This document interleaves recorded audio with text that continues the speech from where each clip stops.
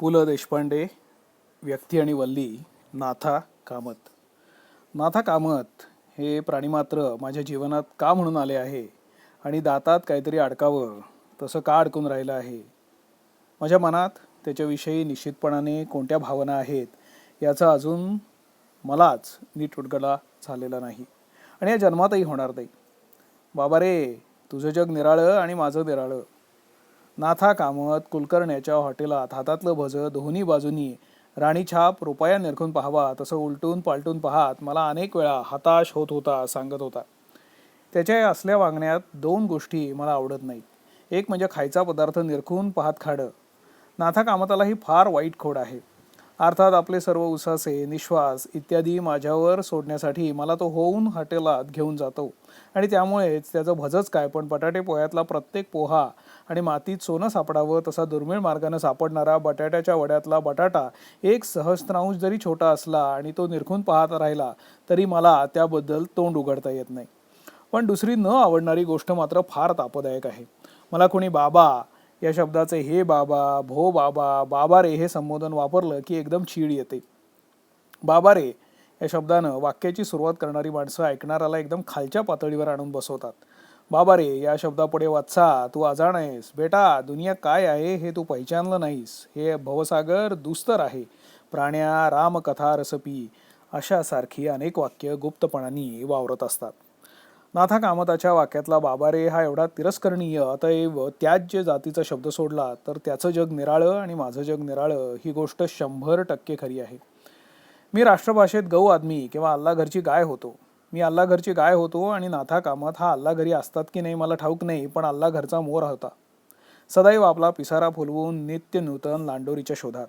त्याला घडवताना विद्यात्यानं रोमिओ, मजनू, फरहाद, हीर रांझा या पंजाबी नर मादीपैकी जो कोणी नर असेल तो, सोनी महिवालमधला वाल किंवा महिवाल आणि क्लिओपात्रा ते कान्होपात्रा ह्या आणि अशासारख्या हजारो सुंदरींवर जीव ओवाळीत राहणे एवढंच कार्य केलेले जे जे म्हणून परदेशी आणि एतद्देशीय गडी होऊन गेले त्यांचे नकाशे संबंधित अधिकाऱ्यांकडून मागवले असतील आणि त्यानंतर नाथा कामत नावाचा पदार्थ तो विधाता करिता होऊन 4 महिन्याच्या शेषशयनी जाता झाला असेल.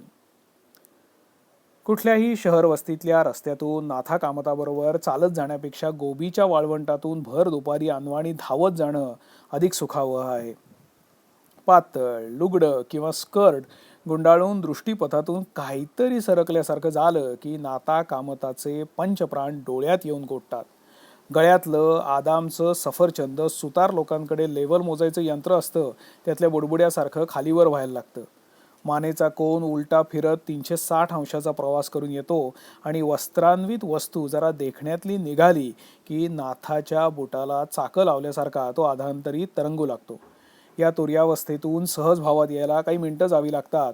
मग आपल्या त्या टायने आवडलेल्या गळ्यातून गटरार गरम अशासारख्या अक्षरांनी वर्णन न करता येण्यासारखा आवाज काढून तो भानावर येतो. नाथाची आणि माझी मैत्री ही एखाद्याला आपोआप सर्दी व्हावी तशी झाली. त्याच्या आणि माझ्या आवडीनिवडी सारख्या नाहीत. माझे कपडे शिवणारा शिंपी, तंबोऱ्याच्या गवसण्या, तबल्याच्या खोळी, उशांचे आभरे वगैरे शिवून उरलेल्या वेळात सदरे, कोट वगैरे माणसे झाकायची कापडे शिवणारा, तर नाथाचा कोट कोटात शिवला जातो.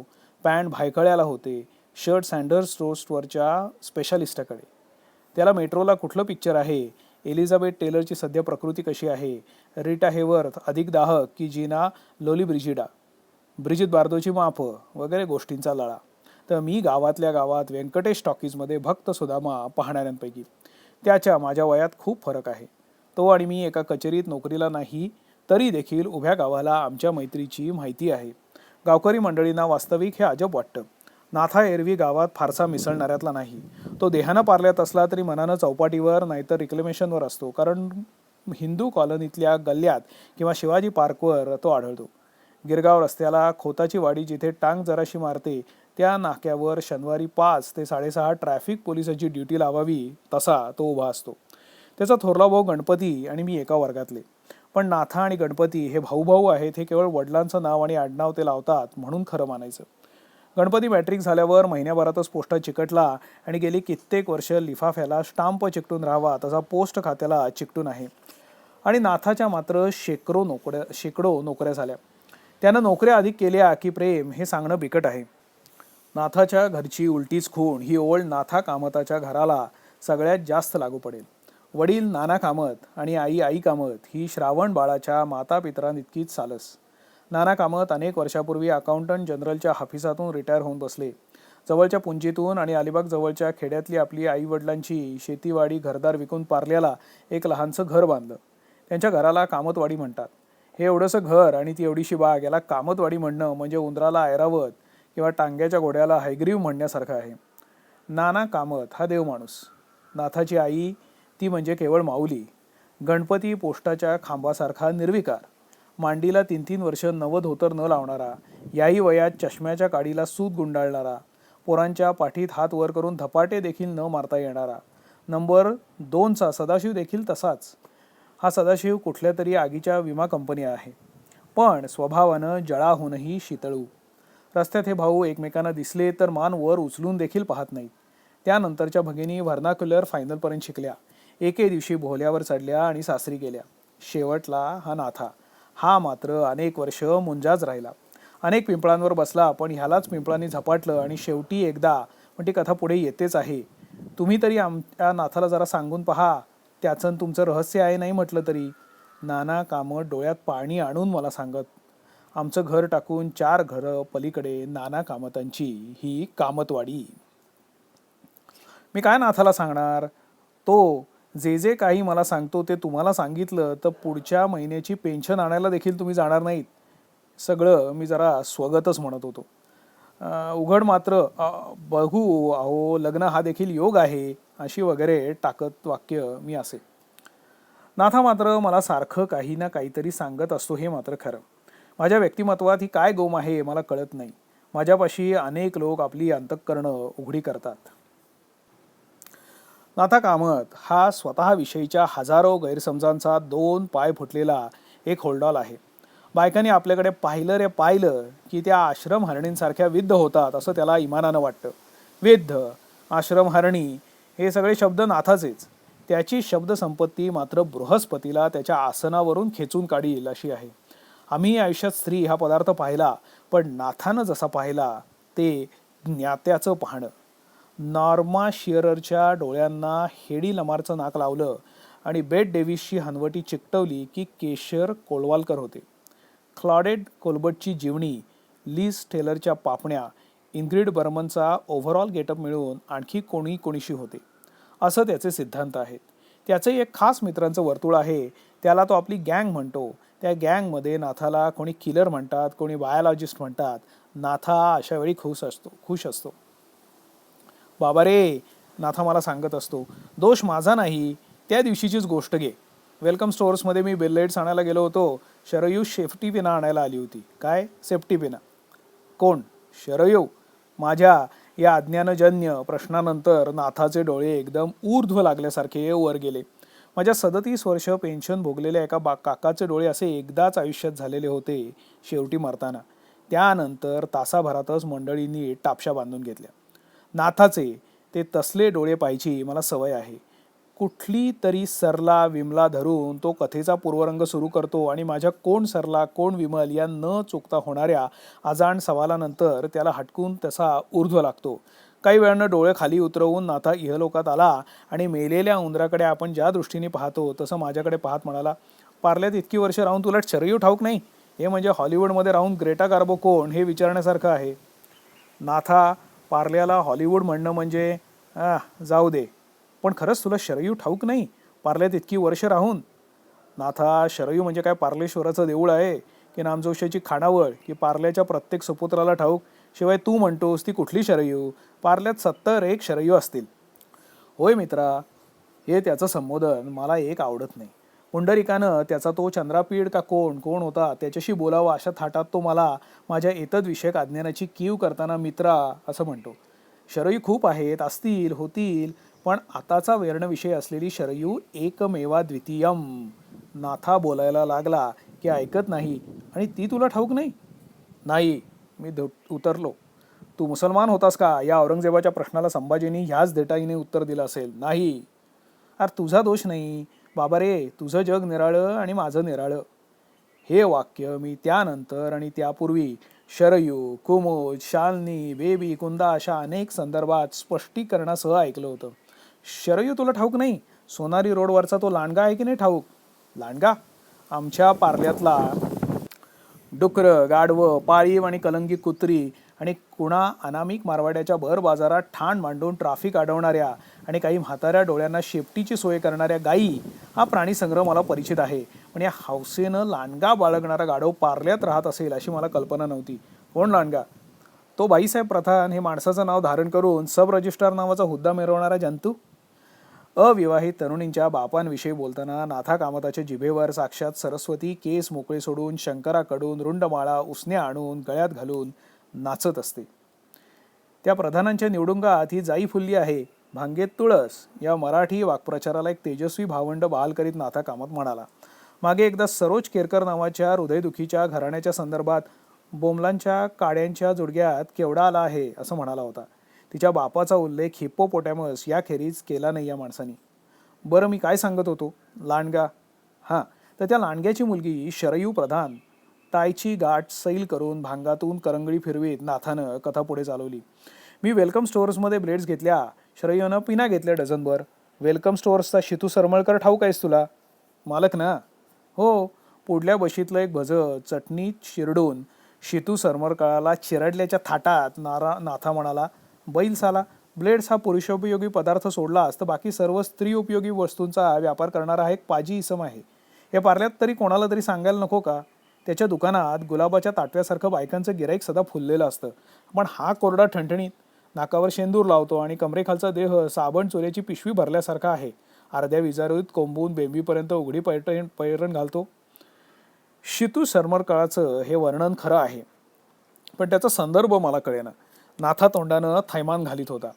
त्या शित्याच्या तोंडात देवानं बुटाची जीभ घातली आहे, चेहरा वीर बबरू वाहनासारखा. तो मरू दे रे, शरयूचं काय झालं सांग. सांगतो. चटणीत भिजलेलं भजं निरखून पाहात नाथा म्हणाला, शरयूनं आपल्या छोट्याशा पर्समधनं 10ची नोट दिली. आता 10 रुपये सुटे नाहीत हे वाक्य तू शितू सरमळकराच्या जागी असतास आणि तुझ्यापुढे शरयू प्रधानसारखी जाईची कळी पिना घेत असती तर कसं म्हटलं असतंस? नाथा कामताशी बोलताना हा एक ताप असतो. अमक्या वेळी तू काय बोलला असतास, तमक्या वेळी तू कसं उत्तर दिलं असतंस, मी कसं दिलं, ती काय बोलली असेल, ह्याविषयीचे माझे अंदाज तो माझ्या तोंडून वधवून घेतो. मी आपलं सरळ म्हटलं असतं, 10 रुपये सुटे नाहीत, पैसे काय पळून जात आहेत तुमचे, आणखी काय देऊ?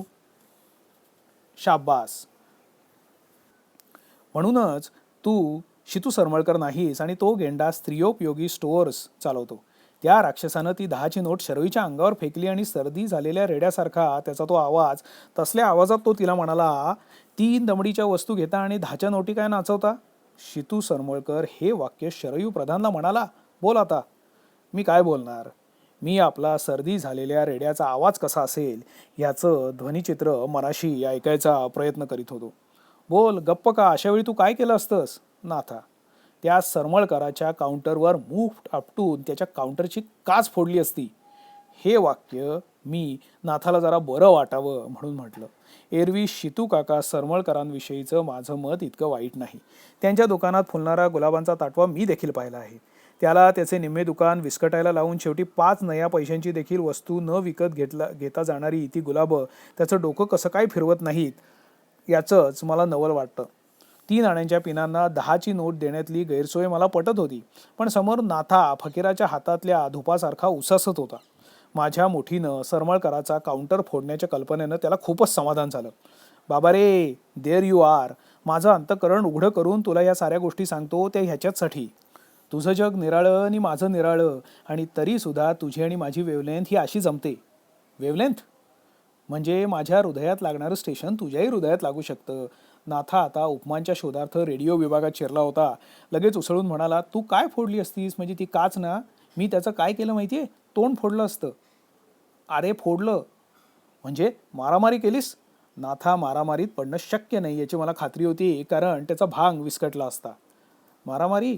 त्या गेंड्याच्या कातडीला मी हात लावीन? मी शरयूच्या देखत बोललो त्याला, शित्या तोंड सांभाळून बोल, कोणाला बोलतोयस तू? माझी 101% खात्री आहे की शितू सरमळकराला नाथा असं काही बोलला नाही. एकतर शितू हा रोजच्या जेवणात ऑइल ऐवजी क्रूड ऑइल खाणाऱ्यांपैकी. त्यानं नाथाच्या टाळक्यात 5 किलोचं वजन मारलं असतं. पण नाथा हे वाक्य हॉटेलात मात्र एवढ्या जोरात बोलला की पलीकडच्या टेबलवरची माणसं चमकून माझ्याकडे पाहायला लागली. त्यांना उगीचच मी शित्या आहे असा गैरसमज होऊ नये म्हणून मी चटकन म्हणालो, असं म्हणालास तू त्या शित्याला? मग ती माणसं पुन्हा निमूटपणाने पुढचे पदार्थ गिळू लागली. मग भितो की काय? लिलीच्या वेळची गोष्ट तुला मी सांगितली होतीच. नाथा कामताच्या गोष्टी या अरबी भाषेतील सुरस आणि चमत्कारिक कथांसारख्या एकातून एक अशा निघतात. लिली? माझा पुन्हा अजागळ प्रश्न. बाबा रे, ज्युनियरला आमच्या वर्गात लिली पेंडसे नव्हती का? Blue eyes. तिला वर्गात हसताना पाहून प्रोफेसर वाकणे नावाच्या संस्कृत शिकवणाऱ्या खोकडानं वर्गाबाहेर जायला सांगितलं होतं. त्यावेळी तिच्याबरोबर देखील सहानुभूतीदर्शक वॉकआउट मीही केला होता. त्या खोकडाला वाटत होतं की मुलं संस्कृत शिकायला येतात. लिली पेंडसेमुळे त्याच्या क्लासला स्टार व्हॅल्यू होती. वर्गात लिली नाही तर काय आहे? तुला मी हे हकीकत सेसिल रेस्टॉरंटमध्ये सांगितली होती. बरं आठवतं बुवा तुला. तुला कल्पना नाही, त्या क्षणी माझ्या जीवनातला एक ड्रामा घडला होता. फॅमिली रूममधून श्यामाचित्रे आणि मधु शेटे बाहेर पडले होते. तुला मी श्यामाचित्रे दाखवली होती. या गोष्टी तू विसरतोस कशा? श्यामाचित्रेनं शेट्याशी डिवोर्स घेतला हे तुला ठाऊक असेलच. अच्छा, म्हणजे त्यांचं लग्न झालं होतं? अरे त्याशिवाय डिवोर्स देईल का काय? वास्तविक श्यामाची आणि मधूची मी ओळख करून दिली. श्यामा फर्स्ट इयरलाच रुतत होती, पण मी हात दिला. इंग्लिशच्या आणि सिविक्सच्या माझ्या नोट्स वाचून पास झाली. माझं अक्षर पाहून आता तुला सांगायला हरकत नाही, पण keep it to yourself. असल्या अक्षराचा मुका घ्यावा असं वाटतं असं म्हणाली होती. मी उगीच चमकून हे वाक्य कुणी आजूबाजूला ऐकत नाही ना म्हणून बघितलं. माणसं भजी, बटाटे वडे वगैरे चेपण्यात दंग होती. नाथा मात्र पुन्हा एकदा ऊर्ध्व लावून बसला होता. फर्स्ट इयरचा रिझल्ट लागला त्या दिवशी संध्याकाळी चौपाटीवरच्या मावळत्या सूर्याला साक्ष ठेवून मी तुला आजन्म विसरणार नाही नाथा असं टिळकांच्या पुतळ्याखाली वाळूत बसून मला वचन दिलं होतं. वादा किया था तुमने सिर्फ वादे के लिए असं अरबुज सुलतानपुरी म्हणाला आहे ते काही खोटं नाही. एक गोष्ट मात्र मला मान्य केली पाहिजे. प्रेम या विषयात नाथाची मराठी, संस्कृत, फारशी, उर्दू या सर्वांगानं तयारी आहे. अरबुज सुलतानपुरी, सुराख चमनपुरी, उंच उस्मानाबादी वगैरे अपसव्य लिपीत लिहिणारे कवी त्याच्या जिभेवर हाजीर असतात. किंबहुना या यवनांनीच त्यांच्या प्रेमभंगाच्या सगळ्या तसबिरींना महिरपीसारखा उर्दू ओळींच्या चौकटी पुरवल्या आहेत. तर मी काय सांगत होतो तुला? शितू सरमळकर. मी त्या महब्बतीच्या मक्केच्या हाजीचं गलबत पुन्हा एकदा जुन्या बंदराकडे वळवीत म्हणालो. पण नाथा आता शरयू पार होऊन लिली पेंडसेला वळसा घालून श्यामा चित्रेच्या चिंतनात शिरला होता. शितू मरू दे. श्यामा. टेबलावर बोटानं काहीतरी लिहिल्यासारखं त्यांनी केलं. बहुधा श्यामा हे लिहिलं असावं. काय सांगू तुला बाबा रे, चौपाटीवर सूर्य मावळताना लाखो लोकांनी पाहिला असेल, पण मी पाहिला तसा कोणी पाहिला नसेल. श्यामा चित्रे पांढरं स्वच्छ वाईलचं पातळ नेसली होती. पांढरा ब्लाऊज, गळ्यात पांढरी माळ, पांढऱ्या केसात आपलं केसात पांढऱ्या जाईचा सर, मिशिफचा मंद वास. कसला मिशिफ? मिशिफ एक सेंट असतं रे बाबा रे. असं होय, पण काय नाव? तिचं आवडतं सेंट होतं ते. आपल्या गुलाबी निमुळत्या लांब बोटांनी वाळूत नाथा कामत अशी इंग्लिशमध्ये अक्षरं काढीत टिळकांच्या पुतळ्याच्या समोर पायथ्याशी मला सांगत होती, मी तुला जन्मात विसरणार नाही नाथा. माझ्या मनात उगीचच विचार आला. चौपाटीवरच्या त्या वाळूत उभ्या उभ्या बळवंतरावजी टिळकांना काय काय म्हणून पाहावं लागलं असेल. आणि काय सांगू तुला, इंटरच्या वर्गात आम्ही गेलो. जिमखाना कमिटीच्या इलेक्शन जुलैमध्ये झाल्या आणि ही श्यामा चित्रे ऑगस्टच्या पहिल्या आठवड्यात मला विसरली. मधु शेट्याच्या बॅडमिंटनवर भाळली. मग तिला ठाऊक नव्हतं की बॅडमिंटन कोर्ट म्हणजे लाईफ नव्हे. संसार इज अ डिफरंट थिंग. कॉलेजच्या पोर्चमध्ये माझ्या अंगावरून जात होती, पण तिच्या एका दृष्टिक्षेपाला मी महाग झालो होतो. वरच्या मजल्यावरचा मधु शेटे तिला दिसत होता, पण समोरच्या पायरीवर उभा असलेला नाथा कामत दिसत नव्हता. वास्तविक कॉलेजच्या फिशपॉंडमध्ये नाथ हा माझा हे गाणं म्हणा अशी तिला चिठ्ठी मिळाली होती.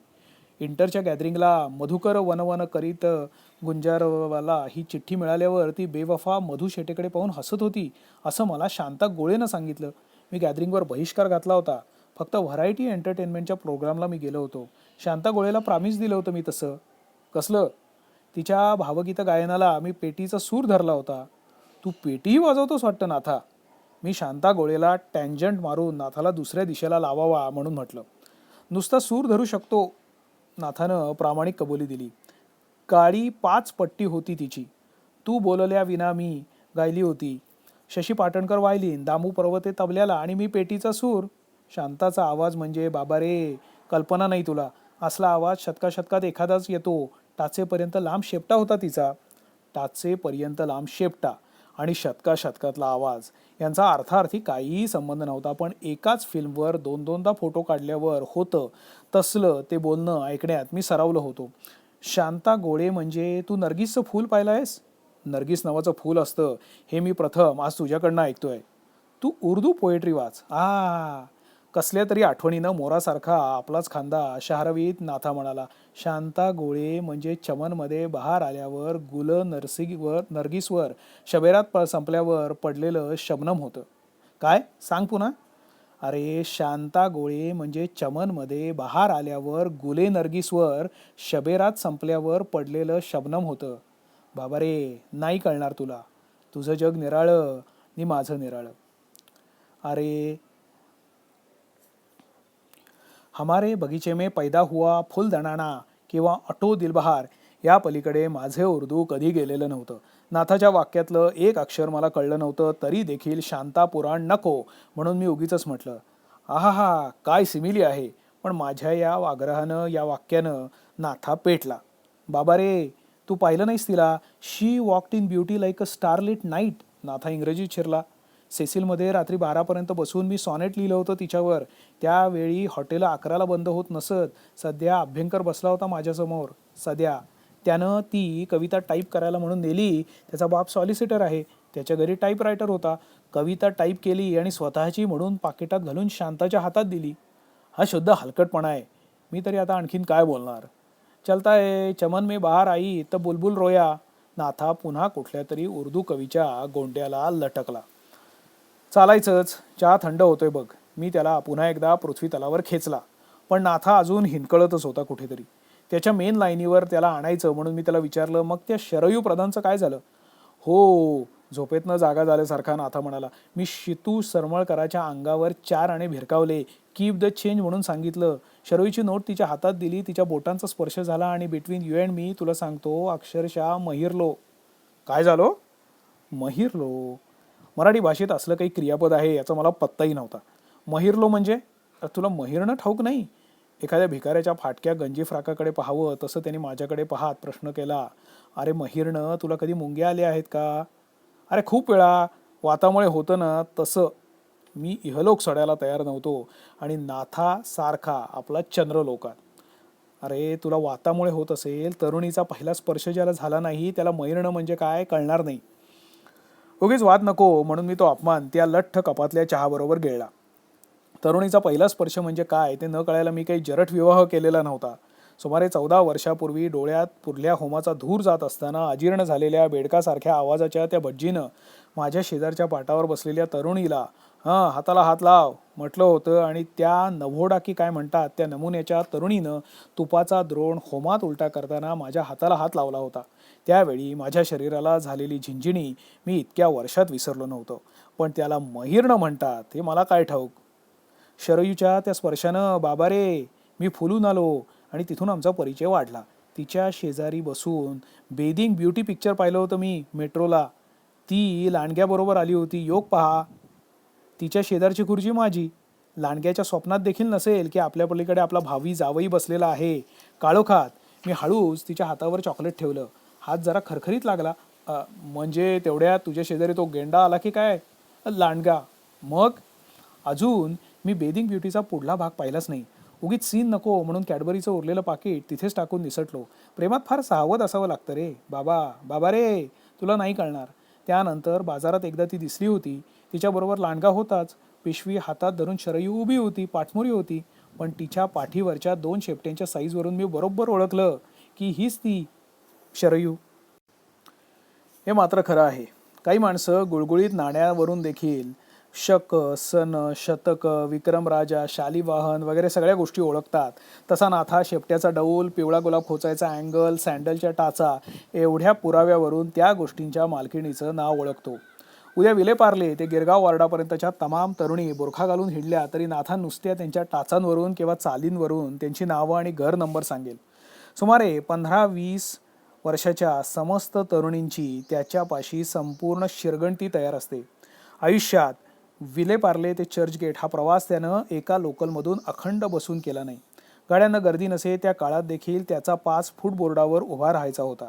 सांताक्रूज आलं रे आलं की तो एकदम विंचू चावल्यासारखा शारदा अलमडी म्हणत उतरे. खारला देवकी कोठारे, वांद्र्याला प्रियंवदा गुप्ते, माहीम माटुंगा ही स्टेशनं मात्र भाकड असतात. हे लोकलच्या प्रवाशांना एकदम मान्य व्हावं. मग तिथून पुढे दादर आणि मग एकदम ग्रँट रोड. लोअर परळ स्टेशनावर सुंदर तरुणी दिसणं हे तांबे आरोग्य भवनात मटन पॅटीस मिळण्या इतकं दुरापास्त.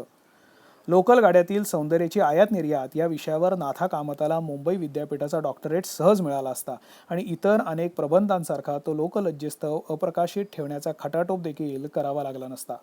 पटाईत कोळ्यांना कुठलं नक्षत्र केव्हा उगवतं हे जसं कळतं तसं नाथा कामताला कोणत्या स्टेशनवर कोण उगवतं हे पाठ होतं. एकदा त्याच्या अलमाडी कालखंडात तो सांताक्रूजला उतरला नाही. का रे, आज तुझी ती अलमाडी बाई नाही आली वाटतं? यापुढे कधीच दिसणार नाही, नाथा हताशपणे म्हणाला. लग्न होऊन बेंगलोरला गेली. तिचा नवरा गिरणीत विविंग मास्टर आहे, अशोक बेट्राबेट. नाथानं शारदा हे खातं बंद करून टाकलं होतं. नाथा कामत आता 40च्या आसपास आला तरी अजूनही खाती उघडतो. 4 दिवस हिशेब मांडतो, मग एक दिवस खातेदार गळ्यात काळी पोत बांधून अदृश्य होतात. नाथा पान उलटतो, पण त्याचा उत्साह काही ओसरत नाही. आज देखील कॉलेज उघडायच्या वेळी जुन्या बायका अष्टसिद्धिविनायकाचं व्रत करून पालीचा पुळ्याचा असे सगळे गणपती करून येतात. तसा जून 21 ते 30च्या आठवड्यात नाथा विल्सन ते रुईया चक्रा मारून सीझन कसा काय आहे हे पाहून येतो. अजूनही तो रोज गुळगुळीत दाढी करतो. हात रुमालावर सेंट टाकायला विसरत नाही. पॅन्टची आणि शर्टाची इस्त्री जराही चुरगळलेली नसते. टायची गाठ छान बांधलेली असते. वळण मात्र तेच जुनं तसाच चोपून काढलेला भांग. यार्डलेच्या ब्रिलियंटाईनची तशीच ती तुकतुकी, तसाच काटकोळा. हातावर फ्रेंच लिननचा कोट तसाच टाकलेला. बुटांचं पॉलिश पावसात देखील तसंच चमकदार. कुठल्याही तेलाच्या, टूथपेस्टच्या, तयार शर्टाच्या, साबणाच्या किंवा गेला बाजार बूट पॉलिश कंपनीनं नाथाला अजून जाहिरातीसाठी का वापरलं नाही हे मला कळत नाही. ओठावर मिशी फुटल्या काळ्यात जशी कोरली तशी अजूनही आहे. त्याचं बौद्धिक आणि शारीरिक वय वाटतंय थांबलंय. हे सगळं जरी खरं असलं तरी आमच्या चौकस गावात एकाही माणसानं त्याला कुठल्याही चौकाबरोबर प्रत्यक्ष हिंटाना किंवा एखाद्या पोरीची टिंगल करताना पाहिलेलं नाही.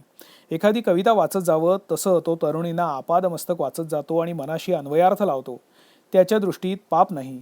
सारं गाव त्याला रोमिओ कामत म्हणतं, पण त्याच्या वामांगी हाडामासाची ज्युलिएट मात्र कधीच कोणाला दिसली नाही. मला वाटतं त्याला त्याच्या त्या महिरण्यासाठी प्रत्यक्षात कधी कोणाही तरुणीचा हात धरावा लागत नाही. त्याचं पाळण्यातलं नाव बद्रीनाथ. त्याच्या जन्मापूर्वी आई कामतांना बद्रीनाथाच्या यात्रेला जाण्याचे डोहाळे लागले होते तसं ते मला सांगत होते. ती माऊली अजूनही त्याला बद्रीच म्हणते. लौकिकातला नाथा मात्र तसा अनाथच राहिला होता. पण त्याची तारुण्य पीठिका आजही फुटायला तयार नाही. मुली सांगून याच्या वयात सांगून आल्या, हल्ली तेही बंद झालं. पण नाथा हा नाउमेद होणाऱ्या वंशातला नव्हे. कामतांच्या घराण्यात आम्ही मोडू पण वाकणार नाही, शरयू प्रधानच्या लग्नाची पत्रिका घेऊन तो मला सांगत होता. कामतांच्या घराण्याशी आडनावाखेरीज काहीही साम्य नसलेल्या नाथाची आता मला दया येऊ लागली होती. नाथाच्या नामावळीतल्या एकूण एक कुलकन्यका आता पुत्रवती भव झालेल्या होत्या. नाथाची आपल्या मिस्टरांची ओळख करून देत होत्या. एक श्यामाचित्रेचा मधू शेट्याशी झालेला डिव्होर्स वगळला तर बाकीच्या साऱ्या जणी दिल्या घरी सुखी होत्या आणि श्यामाचित्रे देखील शेट्याशी काडीमोड करून मेजर चोप्रा नावाच्या पंजाबी पहिलवानाशी लग्न करून आंबाळ्याला निघून गेली होती. हा तपशील देखील नाथानीच मला सांगितलेला होता. इलिस्ट्रेटेड वीकलीमध्ये तिचा त्या धटिंगणाबरोबर आलेला फोटो दाखवून नाथा शेवटी रानडुक्कर आवडला तिला असं मला म्हणाला. पण हे सगळं होऊन देखील नाथा मात्र न कंटाळता तशीच गुळगुळीत दाढी करून स्नो चोपडीत होता. मिशी कोरीत होता. बुटांना आणि केसांना पॉलिश करीत होता आणि हातावर कोट आडवा टाकून कामतवाडीतून पार्ल्याच्या स्टेशनचा रस्ता काढीत होता. पूर्वी त्याला मी चुकवीत असे, पण आता त्याची दया यायला लागल्यापासून त्याला मी होऊन हटकतो. पुष्कळदा एकच गाडी गाठायला आम्ही सकाळी निघतो. रस्त्यातून एखादं शिडशिडीत पातळ गेलं की न चुकता नाथाची मान उलटी वळते. सुषमा नेने, डॉक्टर नेन्यांची मुलगी रुपारेल्ला आहे. डोळे छान आहेत, थोडेसे श्यामाचित्रेसारखे. नाथानं राणा संघासारखे खूप घाव झेलले, पण श्यामाचित्रेचा घाव मात्र जरा खोल गेला आहे.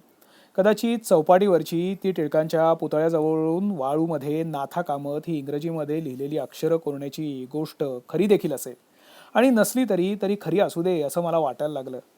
नाथाच्या प्रेमजीवनातला मार्ग वनवे करण्यात देवानं त्याची फारच क्रूर चेष्टा केली आहे असं माझं ठाम मत आहे. तसा नाथा दिसायला वाईट नाही, अत्यंत टापटीप आहे. एरवी कामतवाडी म्हणजे गलथान, पण पोटमाळ्यातली नाथाची कोहली पाहण्यासारखी आहे. सुमारे 6x6च्या मापाची ती बुटकी खोली नाथाने इतकी सुंदर मांडलेली होती की त्याच्या या शेकडो पर्यांपैकी एखादी जरी तिथपर्यंत पोचली असती तर नाथासाठी नव्हे तर त्याच्या त्या टापटिपीसाठी त्याच्याशी लग्न करायला तयार झाली असती. छोट्याशा मेजावर सुंदर कव्हरे घातलेली पुस्तकं, त्या झरोकावजा खिडकीला एक सुंदर पडदा, मेजावर फुलदाणी होती, भिंतीवर फक्त ग्रेटा गार्बोचा एक फोटो होता, कॉटवर स्वच्छ चादर होती, मागल्या भिंतीवर बॅडमिंटनची रॅकेट नीट ठेवलेली होती, तिला कव्हर होतं. कामतांच्या घरात अशी अद्ययावत तऱ्हेनं नटलेली खोली दिसणं म्हणजे एखाद्या दत्तू भटजींच्या घरावर फळीवर सोवळ्यातल्या लोणच्या पापडांच्या बरण्यांशेजारी डिम्पल स्कॉच विस्कीची भरलेली बाटली आढळावी असं होतं. कामतवाडीत नाथा एकदम विसंवादी दिसत होता. आता मात्र वादळ निवळत आलं आहे. गेली 3-4 वर्ष नाथा एकाच नोकरीवर टिकलेला आहे. उत्तम स्टेनोटायपिस्ट झाला आहे हे मलाच काय पण नाना कामतांना देखील ठाऊक नसावं. शांता गोळेला त्यानं लिहिलेली इंग्रजी कविता सध्या अभ्यंकरानं टाईप करून दिलेल्या तिरमिरीत त्यानं टायपिंग शिकून घेतलं असावं. नव्या नोकरीत त्याला पगारही बरा असावा. हल्ली त्यानं फर्स्ट क्लासचा पास काढला आहे.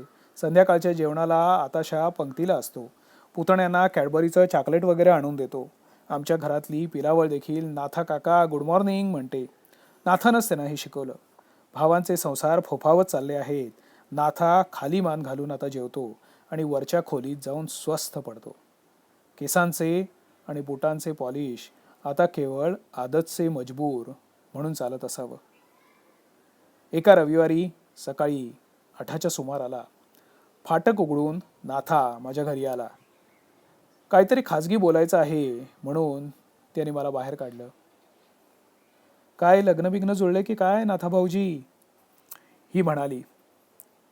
मी हिला नाथ महात्म्य आधीच सांगितलेलं होतं. तू शोधून काढ की एखादं चांगलं स्थळ, मी त्याच्या देखतच हिला म्हणालो. अहो स्थळं काय 56 आहेत, पण यांच्या पसंतीला यायला हवं ना. त्यांना हवी असेल अप टू डेट बायको. आमच्यासारख्या काकू ब्रँड कुठल्या पसंत पडायला. आमची ही तशी स्पोर्ट आहे. नाथाबरोबर मी बाहेर पडलो. जुहूला जाऊया, नाथा म्हणाला. त्याच्या चेहऱ्यावरचं ते गांभीर्य पाहून मीही काही न बोलता निघालो. रेल्वेचा पूल ओलांडून जुहूच्या वाटेला लागलो. रविवारी पहाटे उठून जुहूच्या समुद्र किनाऱ्यावरचा ओझोन की कसला तरी वारा गिळून परतणारी मंडळी इतक्या उशिरा त्या दिशेला निघालेल्या आमच्या दोघांकडे पाहत होती. आजपर्यंत मी तुला माझी खूप सिक्रेट सांगितली आहेत. श्यामा चित्रे तुला आठवत असेल? हो तर, चौपाटीवर तुझ्या नावाची अक्षरं. शी इज डेड. म्हणजे आत्महत्या केली तिनं. अच्छा, टाइम्समध्ये आलंय. मेजर चोप्राची बायको बंदुकीची गोळी झाडून घेऊन त्याला पुढे बोलणं. मधू शेट्याशी अरेंज मॅरेज केलं तेव्हा मला वाटलं होतं त्यातून हा तर आर्मीतला माणूस, त्यानं शूट देखील केलं असेल तिला. नाथानं हातरुमाल काढून डोळे पुसले. सकाळी या अशा प्रसंगी बाहेर पडताना देखील हात रुमालावर सेंट टाकायला तो विसरलेला नव्हता. नाथाच्या माझ्या इतक्या वर्षाच्या परिचयात त्याच्या डोळ्यात मी कधीच पाणी बघितलेलं नव्हतं. तशा मी त्याच्या दृष्टीनं अंतःकरणाला पीळ पाडणाऱ्या कितीतरी प्रेम कहाण्या ऐकल्या होत्या, पण इथे नाथा कामत माझ्यासमोर बसून चक्क रडत होता. चालायचंच नाथा. जीवनात असल्या प्रसंगाला उचित अशी वाक्य बोलायला शिकवणारा एखादा पोस्टल कोर्स असला तर मी तो घ्यायला तयार आहे. जुहूच्या वाळवंटात नाथा बोटांनी श्यामा चित्रे अशी इंग्रजीत अक्षरं काढीत होता. त्याचं इंग्रजी अक्षर इतकं वळणदार असेल अशी मला कल्पना नव्हती. उगीच नाही श्यामा चित्रे म्हणाली अक्षरांचा मुका घ्यावासा वाटतो म्हणून. टिळकांच्या पुतळ्याला एखादं मिनिट जरी वाचा फुटली असती तरी ती श्यामा चित्रे आणि नाथा कामताची भेट झाली होती का हो, एवढाच प्रश्न मी त्यांना विचारला असता आणि त्यांच्याकडनं उत्तर घेतलं असतं. 6 महिन्यांच्या आत मी नाथा कामताला बोहल्यावर चढवला. कुण्या वागळे नामक सज्जनाची BA BT होऊन बरेच वर्ष गोडाऊनमध्ये पडून राहिलेली ठेंगणी ठुसकी गासडी अंतरपाटापलीकडे उभी होती. तिनं नाथाच्या गळ्यात माळ घातली. नाना कामत आणि आई कामत यांच्या वृद्ध डोळ्यात आसवं तरारली. मांडवात एका कोचावर नाथा आणि त्याची ती निम्म्याहून अधिक कोच अडवलेली भार्या बसली होती. विहिणीसारखी दिसणारी वधू पाहून मला उगाचच पापी माणसासारखं वाटत होतं. मी त्याची नाव निष्कारण भवसागरात लोटायला निघालो आहे असा विचार मनाला खट्टू करीत होता. किंबहुना त्यामुळेच की काय कोण जाणे, त्याच्या आहेरावर मी चांगला 50 रुपये खर्च केला होता. आहेराचं बॉक्स त्याच्या हातात द्यायला मी पुढे गेलो. नवऱ्या मुलाचं लक्ष मांडवाच्या प्रवेशद्वारापाशी होतं. कॉंग्रॅच्युलेशन्स नाथा, मी त्याला भानावर आणलं. थँक्यू, तो दचकून म्हणाला आणि अभावितपणे पुटपुटला, रेखा गोडबोले. मी मागे वळून पाहिलं. गोडबोले वकिलांची मुलगी नाथाच्या लग्नाला त्याच्या मांडवामध्ये प्रवेश करत होती. कपाळाला मुंडावळ्या बांधल्या आहेत हे विसरून नाथा मला सांगत होता, विल्सनला आहे, इंटरला. कोण आहे विल्सनला? नाथाचं ते अर्धांग बोललं. हल्ली नववधू कोचावर वरा शेजारी बसून स्वतःच्या लग्नात देखील बोलतात. आमच्या कार्यात आमच्या कलत्राने देवक बसवल्या क्षणापासून सूप वाजेपर्यंत गुडघ्यात घातलेली मान पाहून तिला कुबड बिबड आहे की काय अशी शंका काही लोकांना आली होती. ती गोडबोले वकिलांची मुलगी, ती लेमन कलरची साडी नेसली आहे ना, ती. काही तासांपूर्वी चौकामधून नुसत्या सौमध्ये आलेल्या बायकोला देखील तो बिनधक्कतपणे माहिती पुरवित होता. मी सुद्धा विल्सनलाच होते, वधू म्हणाली. 4-5 दिवसानंतर नाथा हातात पिशवी घेऊन जाताना आमच्या फाटकापाशी थांबला. सुट्टीच्या दिवशी सकाळी पाय पुसणं झटकायची माझ्याकडे कामगिरी असते. न्यूज, नाथा म्हणाला. कसली? अरे, श्यामा चित्रे आणि माझी वाईफ एकाच वेळी कॉलेजमध्ये होत्या विल्सनला. माझ्या हातातलं पायपुसणं खाली पडलं. म्हणजे या माणसानं गाफीलपणानं आपल्या प्रणय प्रकरणांची खातेवही त्या नववधूपुढे उघडली होती की काय? म्हणजे श्यामा चित्रे हा विषय तू आपल्या नव्या कोऱ्या बायकोशी बोललास? मी नाही, तीच म्हणाली.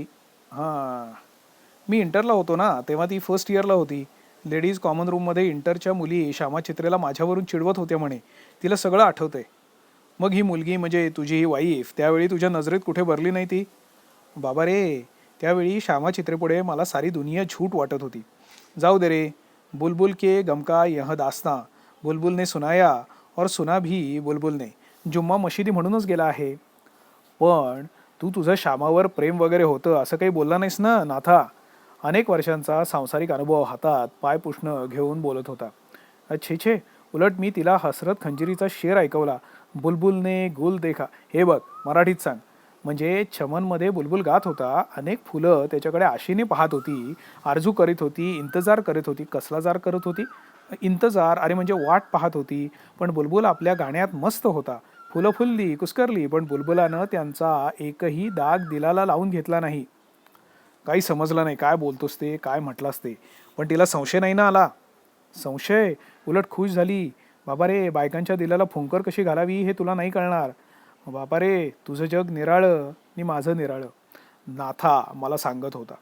हे म्हणजे एखाद्या माकडानं प्रभू रामचंद्राला सेतूत मुरूम टाकता टाकता बायको कशी सांभाळावी यावर प्रवचन देऊन टोचण्यापैकी होतं. तेवढ्यात सायकलवरून एक पातळ भुरकन गेलं.